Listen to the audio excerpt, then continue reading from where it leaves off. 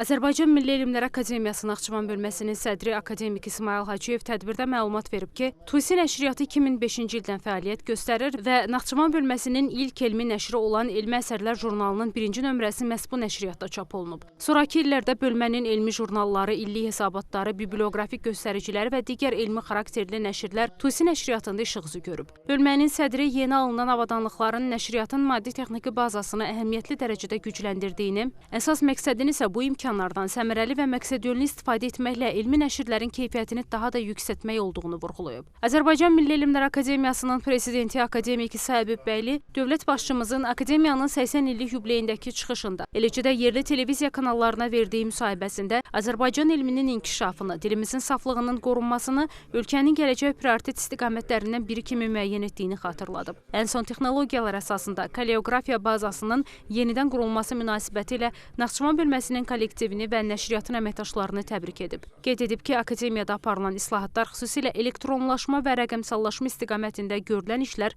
artıq yeni mərhələyə qədəm qoyub. Akademiyanın Naxçıvan bölməsi, Naxçıvan Dövlət Universiteti Azərbaycanın əsas elmi mərkəzlərindən biri kimi qəbul olunur. Bugün burada Akademiyanın Naxçıvan bölməsində açılan yeni avadanlıqlarla təsis olunmuş Tusi nəşriyyatının müasir dövrdəki fəaliyyətinin təmin edilməsi düşünürəm ki, regionda elmin inkişafına özünün əhəmiyyətli dərəcədə təsirini göstərəcəkdir.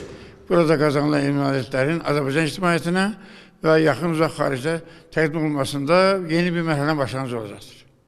Təqdimat mərasimində iştirakçılar yeni avadanlıqlarla tanış olub və nəşriyyatın texniki imkanları nümayiş etdirilib. Xosrov İbrahimov, xanım Rüstəmzadə, Rəşad Əkbərov, NTV Xəbər.